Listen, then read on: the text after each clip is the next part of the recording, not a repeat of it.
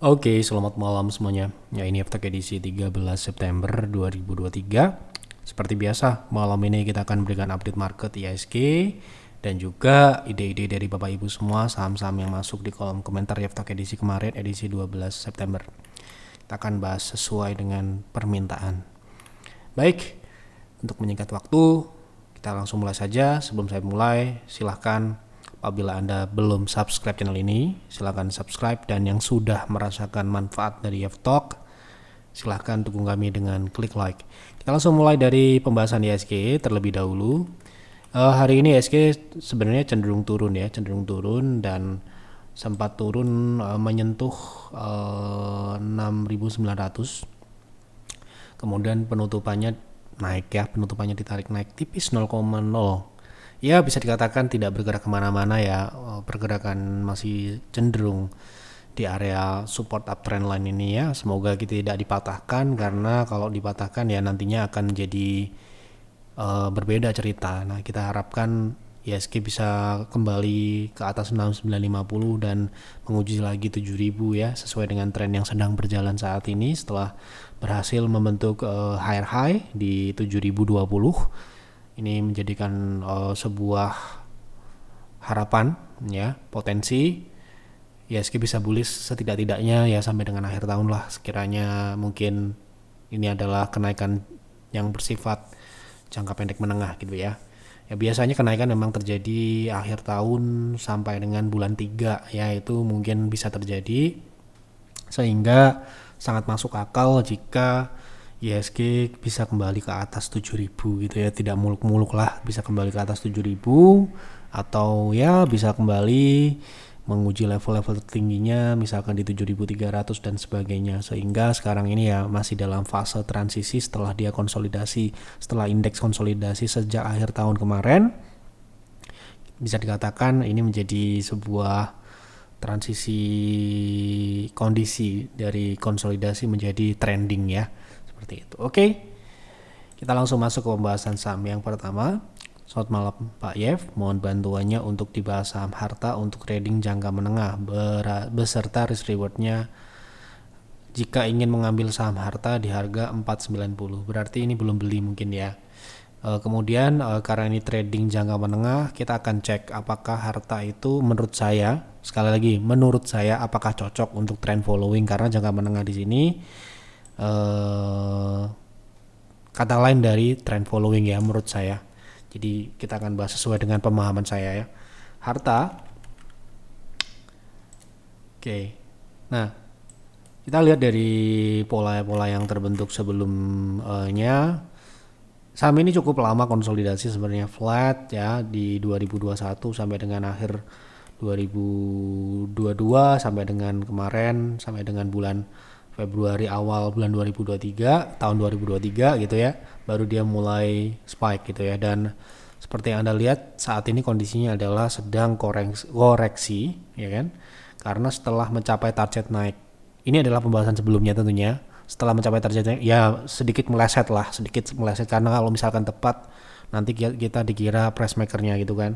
Nah, ini kita punya target di pembahasan terakhir itu di 560, namun harta sempat naik ke 580, namun hampir nyaris tidak melewati level tersebut, kemudian setelah itu turun ya. Wajar, itu adalah level ekstensi dari wave yang sebelumnya. Nah, pertama-tama karena tadi pertanyaan jangka menengah gitu ya, kalau saya rasa saham harta ini meskipun di uptrend kurang terlalu cocok untuk trend following, dikarenakan memang karakteristik yang super agresif seperti ini. Bahkan beberapa kali dia turun di bawah M60 namun dia masih uptrend, sehingga ya mungkin cocoknya untuk swing trade ketika dia mulai swing naik ya. Sekarang ini kan swing turun, dan swing turun ini kemungkinan masih dapat berlanjut gitu ya ke 466, karena sekarang ini menguji M60. Kalau ini tembus ya kita memasang target tidak terlalu jauh dari situ di 460-an sampai dengan 440.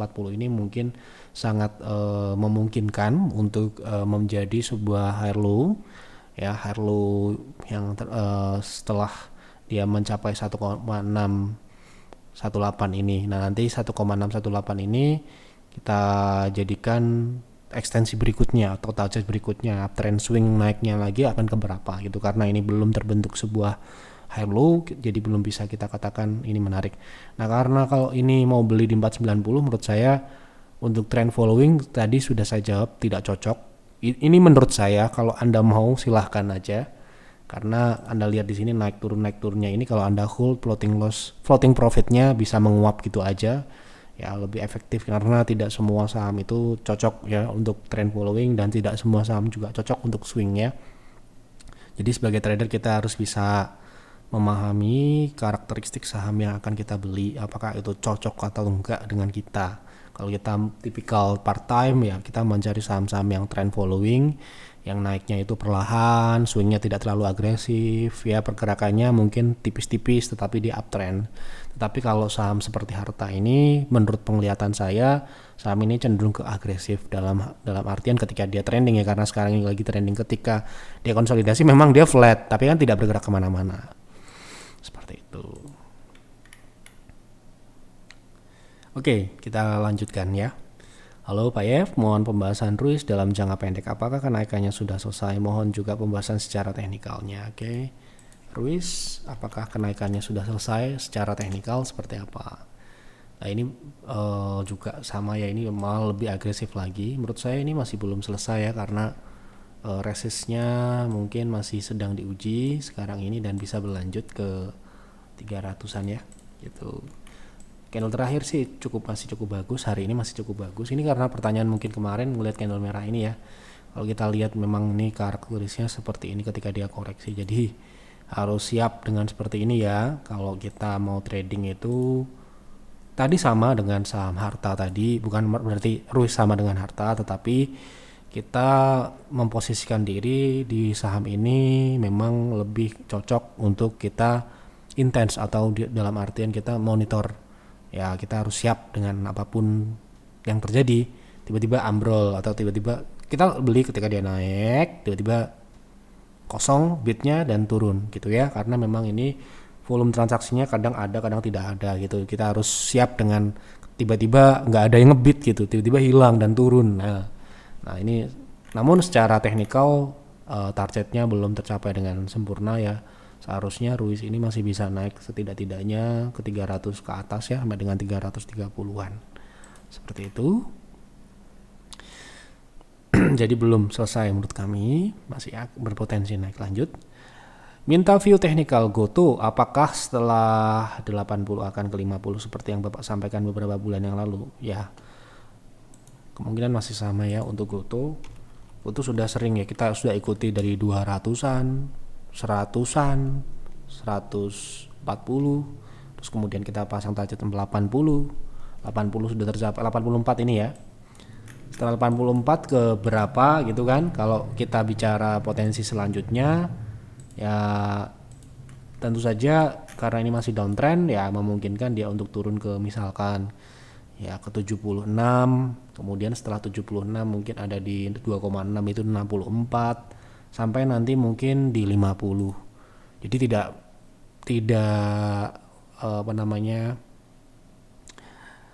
tidak berubah dari pola-pola yang sudah dibentuk ini, karena juga membentuk sebuah pola rounding top yang mana di 84 ini menjadi sebuah kuncinya, alias ini adalah neckline-nya. Jika tertembus, secara menurut saya ini akan men-trigger ya jualan massal. Semoga ya tidak, tetapi ya lagi-lagi ya secara teknikal seperti itu yang saya lihat ya, mungkin akan terjadi seperti itu.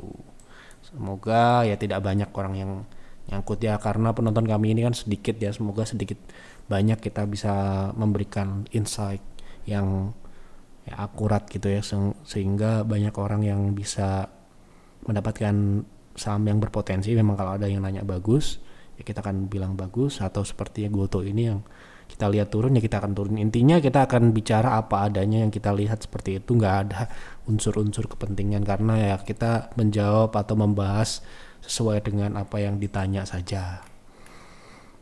Selamat malam Pak ya, bisa bahas saham INDS untuk investasi jangka menengah, berapa risk rewardnya? Terima kasih, salam sehat. INDS kan sudah kita bahas sebelumnya ya. Nah ini sudah mulai koreksi sekarang. Nah kalau kita lihat targetnya sudah tercapai di 3610 ini adalah ekstensi selanjutnya di 3970. Nah sekarang ini dia sedang koreksi. Koreksinya ini kalau kita lihat dari sisi teknikal memang seperti itu ya karakteristiknya, namun secara overall dia uptrend. Nah kalau kita bicara risknya saat ini tentu saja kita harus lihat di EMA 60 ya, ini risk yang terdekatnya itu sekitar 16%, rewardnya ke resist terdekatnya 24%. Nah seperti itu ya, jadi masih ya 16% ini buat investing mungkin masih masuk ya, karena ya namanya jangka panjang ya, siap dengan dibawa turun dan sebagainya asalkan fundamentalnya layak. Tetapi kalau trading ya menjadi hal yang berbeda, makanya private trading room itu kalau Anda mungkin punya membership di private trading room dan juga peer ataupun peers, pasti mungkin sahamnya sama tapi perilakunya kita transaksinya berbeda karena memang berbeda tujuan dan berbeda kepentingan. Nah kalau kita bicara risk investing 15 sampai dengan 25% ini menurut kami masih bisa diterima karena ya kita siap jangka panjang gitu. Dengan catatan kita sudah memang melihat fundamentalnya ke depan akan seperti apa gitu ya. Jadi kita keluar itu di investasi itu ya berdasarkan fundamentalnya. Kalau misalkan kita beli perusahaan kemudian apa yang kita menjadikan dasar adalah fundamental, kita akan keluar juga berdasarkan fundamentalnya. Misalkan seperti itu. Jadi mungkin risk di sini yang kita sebutkan di sini, kita sampaikan di sini di forum Yaftok ini adalah risk secara teknikal, tetapi risk secara fundamental ya bisa dikalkulasi dengan cara yang mungkin berbeda. Ya, gitu. Baik, kita lanjutkan. Malam Pak Yaf, tolong bahas BDMN. Apakah bagus untuk jangka panjang? Saya sudah hold 3950, kira-kira harga wajarnya berapa? Wah, harga wajar itu kan terkait value. Kita tidak menggunakan value investing, kebetulan kita menggunakan pendekatan yang lain yaitu growth investing. Jadi dan juga menentukan sebuah harga wajar itu juga tidak bisa hanya melihat PE atau PBV. Kita harus melihat banyak permodelan sesuai dengan bisnis, dan bahkan misalkan BDMN ini misalkan kita melakukan valuasi dengan saham misalkan katanya bank yang lain pun bisa berbeda karena mereka punya segmen-segmen yang berbeda juga, bisa saja seperti itu.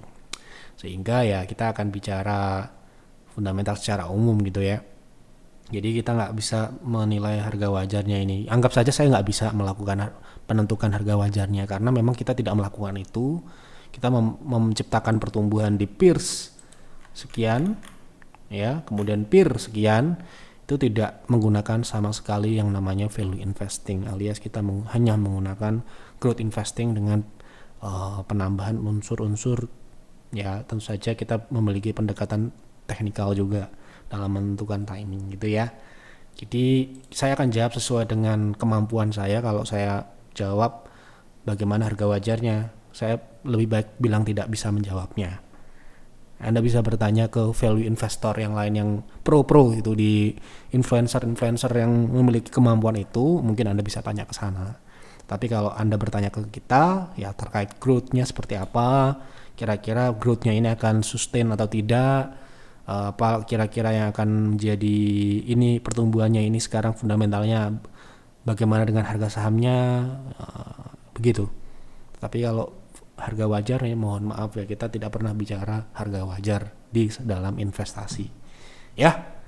Jadi kita akan lihat 3950 ini untuk jangka panjang. Kita akan jawab sesuai dengan pendekatan yang kami gunakan ya.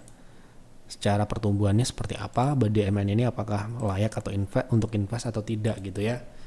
Kalau kita melihat dari pertumbuhan ya, jadi seperti yang Anda lihat sendiri data yang ada di TradingView ini, BDMN tidak tumbuh sejak 2019 ya. Terakhir dia peak performance-nya adalah 27,8 triliun untuk pendapatan, dan juga untuk bisa dikatakan kita lihat dari laba operasionalnya ini relatif sebenarnya cukup cukup membaik ya, hampir menyamai dengan 2016 ya, masih di angka 4T gitu ya. Artinya ini cukup bagus secara profitabilitas, di mana revenue-nya tidak tumbuh tapi profitnya meningkat ya, berarti di situ ada sebuah efisiensi yang mereka lakukan.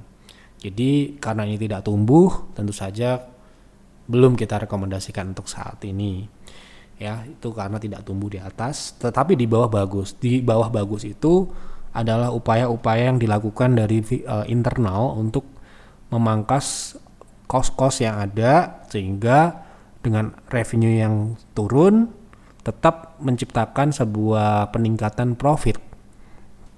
Bisa dinilai bagus, tetapi kembali lagi berarti ini tidak tumbuh. Mereka mencoba untuk meminimalkan yang namanya beban-beban yang ada ya. Jadi kalau kita investasi, ini sedikit edukasi di peer ataupun peers, pertama-tama perusahaan tersebut harus tumbuh dari atas sampai bawah. Oke, dari atas sampai bawah, dari revenue atau dari pendapatan atau dari penjualan sampai dengan laba bersih. Harus tumbuh secara konsisten. Ya, syukur-syukur pertumbuhannya itu besar atau hyper growth. Gitu ya. Nah, di sini kita tidak menemukan itu di BDMN. Yang jelas secara profit bagus. Ya, itulah mungkin akan lebih cocok mungkin menggunakan metodologi value investing, karena ini tidak cocok untuk growth investing. Ya, karena tidak tumbuh. Ya. Bisnisnya tidak tumbuh, tetapi dia melakukan banyak hal untuk supaya bisnisnya ini terlihat profitnya bagus. Ya. Gitu ya, Anda harus pelajari itu lebih jauh. Jadi di berapapun harga beli, apalagi ini 3950 ya, ini kan sangat jauh ya. Artinya ini ya pertama kalau Anda menggunakan pendekatan growth investing ya otomatis ini akan tereliminasi. Atau ya kalau kita misalkan terlanjur beli kemudian kita menyadarinya baru sekarang, ya biasanya advice yang kami berikan baik itu member peer ataupun peers ya switching position di perusahaan-perusahaan yang sedang tumbuh sesuai dengan syarat-syarat like investasi yang kami gunakan yang kami tetapkan secara utuh ya. Artinya tidak hanya tumbuh tetapi juga kita harus melihat timing di teknikalnya juga.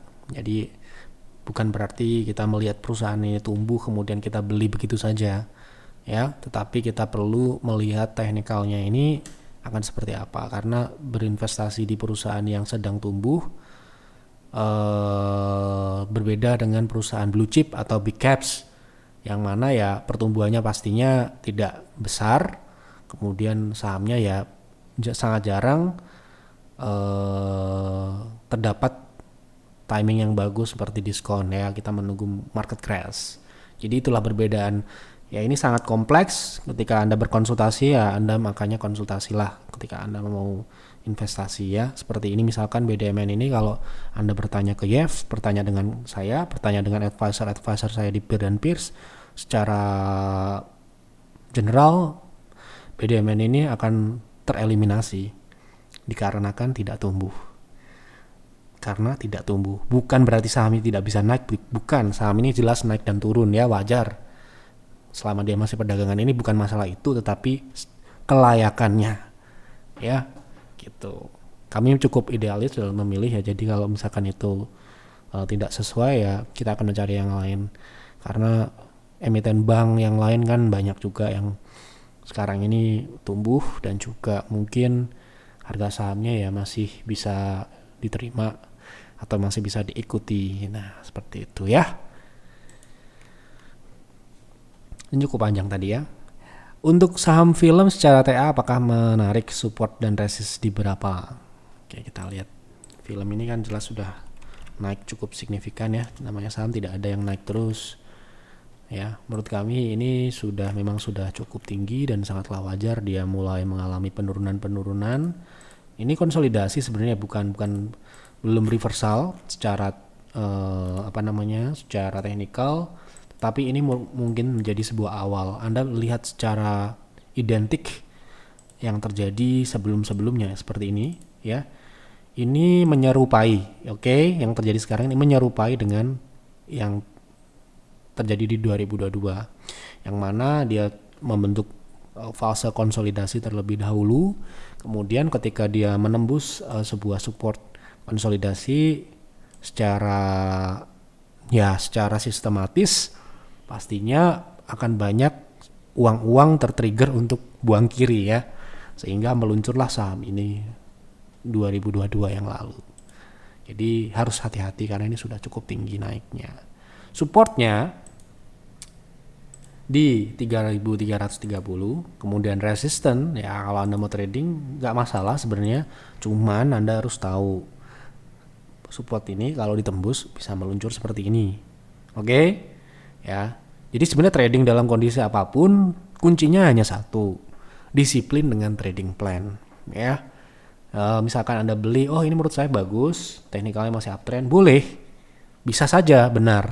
Tetapi kalau Anda tidak disiplin, misalkan ternyata salah dan turun di bawah 3.300 ya sekarang ini supportnya, ya siap-siap Anda dibawa turun seperti ini, karena ini tidak bisa tidak ya, karena ini adalah karakteristik yang mana di sini pastinya tercermin di dalam pembukuan price makernya. Ada uang, ada barang, mereka harus buang di berapa, mereka harus beli di berapa, dan sebagainya, itu yang tidak mungkin Anda bisa deteksi, tidak mungkin dapat Anda kalkulasi secara 100%. Yang jelas kita hanya berpatokan trading plan, faktor eksternal yang lain tidak perlu kita pusingkan. Ya, seperti itu. Malam Pak Yaf, saya ada Hill average price di 2544. Kemarin kita sudah bahas Hill. Jadi kita akan bahas cut loss dan PT profit taking mungkin ya. Jadi kemarin kita sudah bahas Hill, potensinya masih turun, jadi ya menurut kami ya pastinya sell dulu gitu ya, gitu loh. Nah hari ini mentok di 2600, ya harusnya Anda jual di 2600 ini, karena seperti pembahasan sebelumnya secara teknikal menurut saya masih bisa turun ke 2260. Nah kalau Anda misalkan hold, ya silahkan mau hold nggak apa-apa, itu bisa turun 10 sampai dengan 13%. Seperti itu. Lanjut ya. Malam Pak Yap, bagaimana kondisi saham Oasa? Mohon bahasannya dalam waktu minggu ini. Berarti jangka pendek gitu, teknikal gitu ya. Oasa ini sekarang ini sudah naik mencapai target ini ya, 254 ini ya. Ini ekstensi atau resist yang sebelumnya. Nah ini ada upper shadow, ini cukup bagus, berarti dalam jangka pendek harusnya ini sudah hampir mencapai target koreksinya, yaitu di 180-an ini sampai dengan maksimal 170. Ini menurut saya ini akan menjadi sebuah high low sebelum dia lanjutkan kenaikannya. Seperti itu. Tolong bahas Raja, apakah sudah uptrend jangka menengah?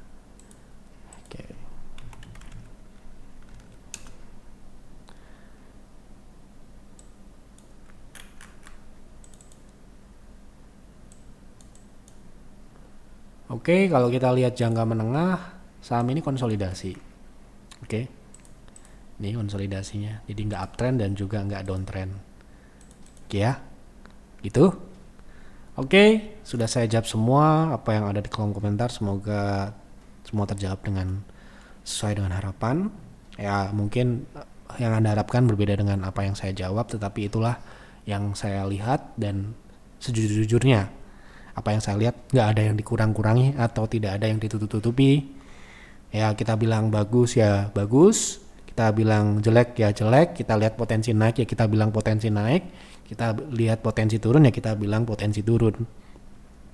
Kita apa adanya, yang namanya apa yang kami sampaikan sejak dulu di F-Talk, pastinya Anda akan lihat track record kami ya. Di sini kita juga sudah post sahamnya, tidak ada yang kita tutup-tutupi, semua pasti akan kita post, baik itu F-Talk, baik itu kinerja di private trading room, kinerja di private investing room, kinerja di private investing room syariah, semuanya akan terbuka. Kita akan tunjukkan bagaimana sih trading dan investasi yang sebenar-benarnya. Tidak ada yang dimana ya butuh proses, ya tidak ada yang mudah, semuanya butuh usaha, kedisiplinan dan sebagainya. Ya, Seperti itu yang dapat saya sampaikan. Semoga dapat bermanfaat untuk Bapak Ibu semua penonton Dev Talk. Silahkan isi kembali di kolom komentar sama apa yang menarik untuk dibahas Dev Talk selanjutnya. Selamat malam dan selamat beristirahat.